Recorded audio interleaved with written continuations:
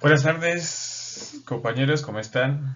Espero que estén en sus casas, leyendo, viendo videos y demás. En virtud de la contingencia y dado como teníamos establecido para esta semana, seguimos con el análisis de coyuntura económica de las presentaciones. Para ello, voy a hacer unos pequeños comentarios en cada una de las diapositivas que están en esta presentación y sugiero que se complemente con los videos como las lecturas que están en su blog. Esta diapositiva ya la vimos en la clase, sin embargo pues las voy a recordar. Recuerden que el PIB es la Producción Interna Bruta de los bienes finales, o en términos mejores pues es la sumatoria o la medición de los bienes y servicios que produce un país en un año determinado. Con el PIB uno puede darse cuenta en determinadas características económicas de cuál es el crecimiento y el desarrollo económico de un país, recordando que el crecimiento económico es el cambio porcentual del PIB de un tiempo a otro y el desarrollo económico es cómo este decrecimiento o este crecimiento del PIB se ve reflejado en las personas, es decir, que haya más empresas, que haya más gente estudiando y así sucesivamente. Por lo pronto sugiero que se metan a este enlace, eso lo habíamos visto en la clase, pero les puede ayudar a entender más dinámicas del mismo, de cómo se comporta el PIB colombiano. Esta presentación es muy disidente, ¿no? Recuerden que en la política económica hay unas relaciones de poder y que varias de las tablas y gráficas que se pueden ver en esta presentación pues las tomé yo del Banco de la República y eso quiere decir que va en concordancia con el discurso neoliberal, ¿cierto? Entonces, si ustedes pueden observar, recuerden que toda gráfica tiene una parte que son las abscisas y otras son las coordenadas, que las abscisas es el eje X y las coordenadas son los ejes Y. En este caso, las abscisas son los países de América Latina y las coordenadas son el porcentaje de crecimiento anual del PIB.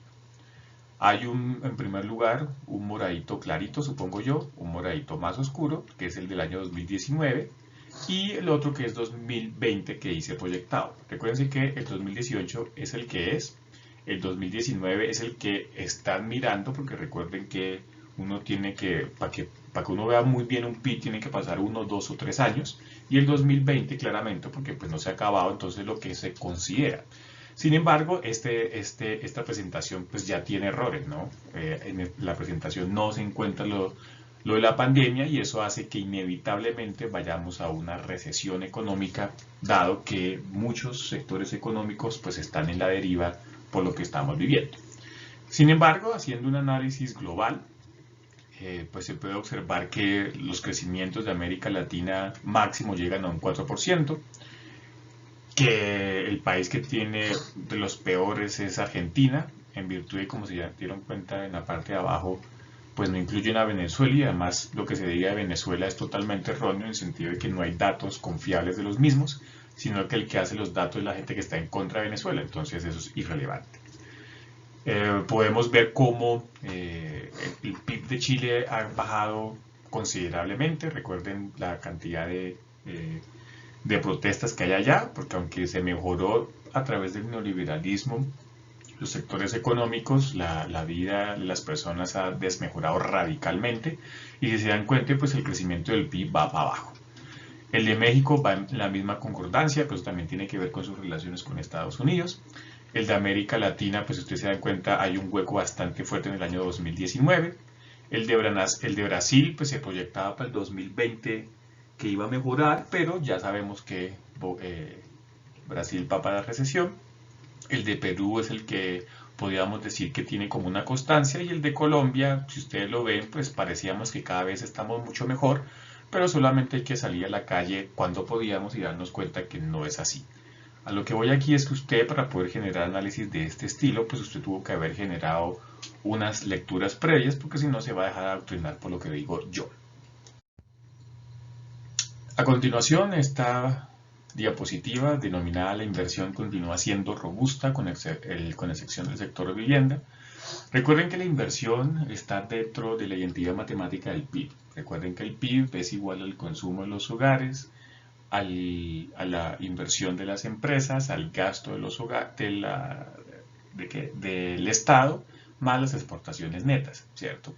Una forma en que uno ve, por ejemplo, el consumo de hogares es sobre todo en la inversión que se hace en la vivienda, porque recuerden que somos una sociedad campesina que concibe que tener la tierrita es un activo que les puede ayudar para cuando estemos viejos, ¿no? Lo cual es erróneo dado las dinámicas de la vivienda aquí en Colombia.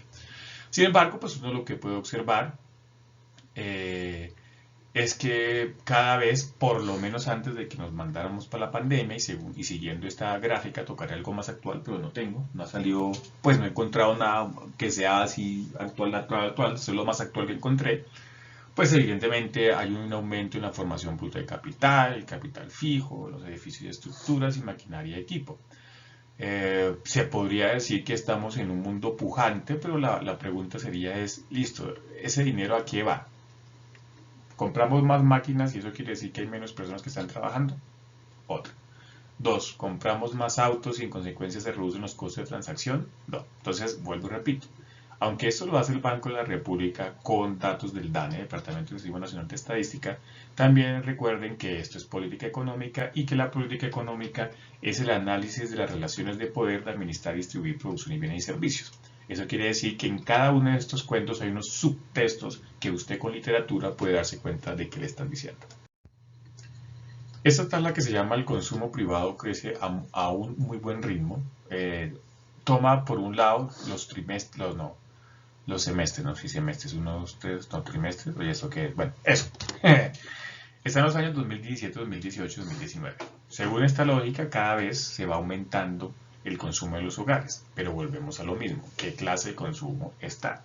Si nosotros nos la pasamos consumiendo más papa y más panela, lo cual es bueno porque nos sirve para nuestra dieta alimenticia, no quiere decir que haya un crecimiento económico del país en virtud de que eso son materias primas. Y las materias primas, recuerden, tienen muy poco valor agregado y en consecuencia un desarrollo macroeconómico de la sociedad.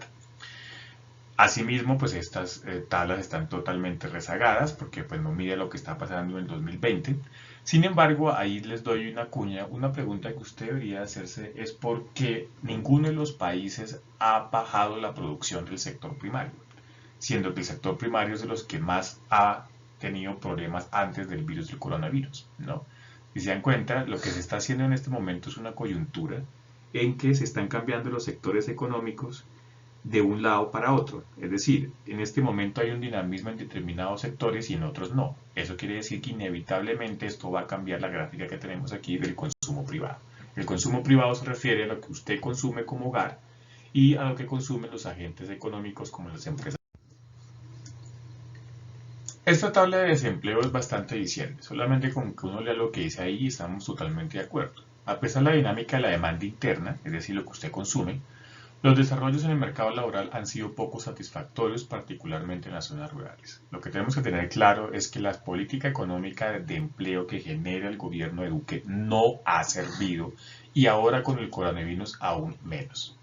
¿Por qué? Porque se glorifica más los sectores que no generan empleo, por ejemplo el sistema financiero o el sector primario de la economía. Recuerden que cada vez se necesita menos gente para que cultiven en el campo y pues usted va a los sectores de servicios y cada vez hay más aplicaciones o habilidades tecnológicas en las que necesita empleo. Lo que estamos generando en Colombia es una riqueza para una minoría selecta y una gran mayoría de nosotros que tratamos de buscar algún posible empleo que se divide, recuerden, en empleo formal y empleo informal.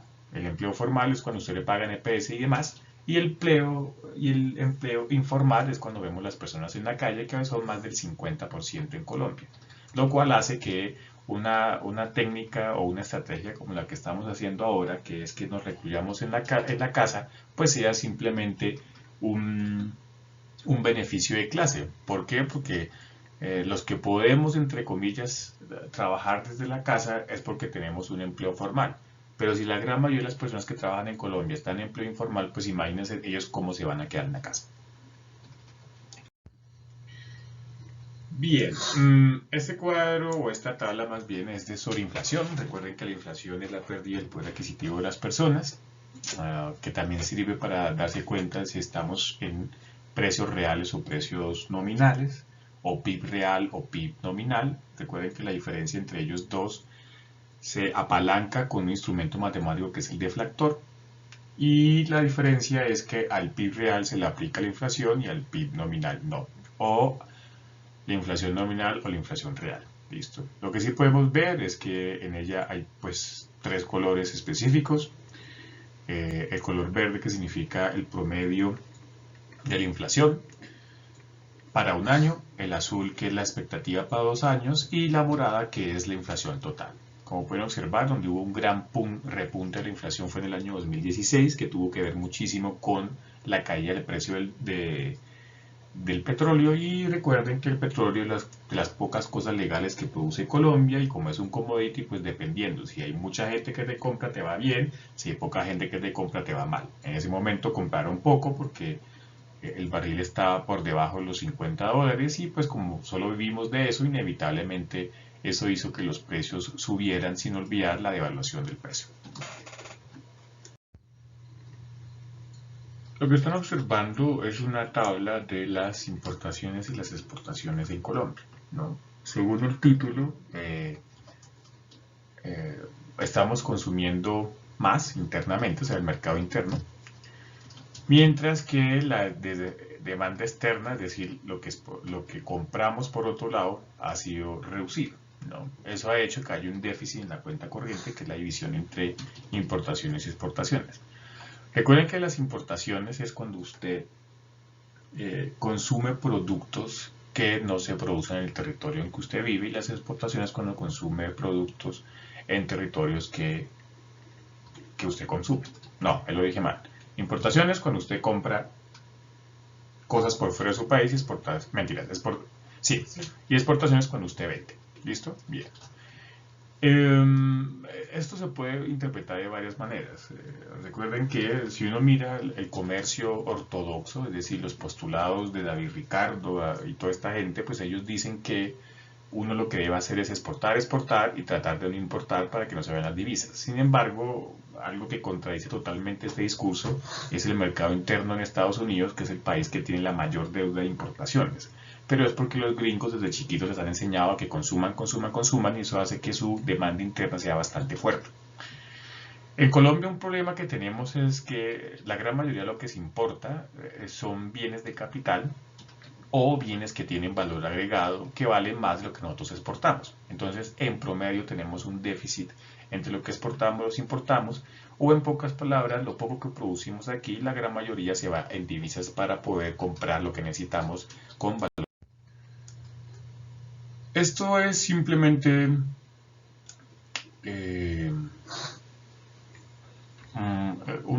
es mostrar lo que le entra al gobierno y lo que le sale. Recuerden que el gobierno es un agente económico, y como todo agente económico tiene ingresos y egresos, así como usted y yo. Si yo, por ejemplo, gano 2 millones y me gasto 3 millones, pues claramente tengo un déficit de 1 millón. Pero todo lo contrario, supongamos que yo me gano 2 millones y solamente me gasto 1,5 millones, pues me quedo con 500.000, lo que quiere decir es que tengo un superávit. Si usted ve, por ejemplo, las tablas, las abscisas, que son los años, y las coordenadas, que son el crecimiento porcentual, pues usted puede darse cuenta como los años 2018 y 2019, la mitad de lo que ganaba el gobierno se va. En pocas palabras, eso es como si usted se gana 2 millones y debe 1 millón, ¿no? Inevitablemente, pues usted es pobre. Según estas proyecciones, porque son estimativos los que están en el azul clarito, lo que se pretende es que al nivel hasta el 2029 tengamos una deuda del 38.2. Algo que con el coronavirus pues claramente se fue para el carajo. Y también pues porque para que usted pueda reducir las deudas es porque usted genera otros ingresos, y pues nuestros gobiernos son totalmente de monocultivos y de materia extractiva. Solo hay que ver los planes de desarrollo de Santos, de Gaviria, el de Duque, los de Uribe, y pues ellos van más por ese lado. Y eso hace que sea bastante complicado que se pueda hacer ese punto. Sin embargo, pues es una bonita idea. Esta es un poquito más clara de la anterior, ¿no? Ahí lo que se puede ver, como ustedes pueden ver, el verde amarillo es la inversión extranjera directa, es decir, los empresarios de otros países que le meten dinero al país, ya sea por, no sé, meterle plata a Rappi. Entonces yo soy un multimillonario de Arabia Saudita y entonces digo que Rappi es una chimba y pum, y le meto su billetico. Ese billetico se llama inversión extranjera directa. Ahora vuélvalo eso macroeconómicamente. Entonces, en pocas palabras, la forma como el gobierno trata de mantenerse en virtud de que tiene más egresos e ingresos es a través de la inversión extranjera directa. Por eso nuestros gobiernos hacen todo lo posible para que estos inversores se queden aquí en Colombia. Una de las fáciles es las zonas francas, que allá se hace lo que se les dé la gana, las relaciones laborales tan precarias que tienen los monocultivos y así sucesivamente. Bueno, esta tabla es pura política monetaria que la hace el Banco de la República. ¿No? Si se dan cuenta, el verde marino son las reservas internacionales, es decir, los ingresos que le llega a Colombia y que están en otra divisa. Y lo moradito es la línea de crédito flexible, que quiere decir las pautas, pues si las moscas del gobierno necesita ingresos, entonces pues los pide a los entes multilaterales como el Fondo Monetario Internacional, como el Banco Interamericano de Desarrollo y así sucesivamente. Si usted ve esta gráfica y bajo mis precarios conocimientos sobre política monetaria, pues uno diría que está dentro de los mínimos en virtud de que tienen buenas reservas el gobierno. Sin embargo, si usted mira lo que hizo el gobierno Duque el día de ayer, que les quitó unos fondos a los territorios para dárselo a los bancos, pues se evidencia hacia dónde vamos y que no necesariamente el país tiene suficientes reservas para las contingencias o como dicen aquí los choques externos y más pues con un virus de esta categoría que está dinamizando algunos sectores de la economía. Sin embargo, lo que podemos decir es que hasta el momento y siguiendo la tabla, pues Colombia estaría entre los mínimos que dice el Fondo Monetario Internacional.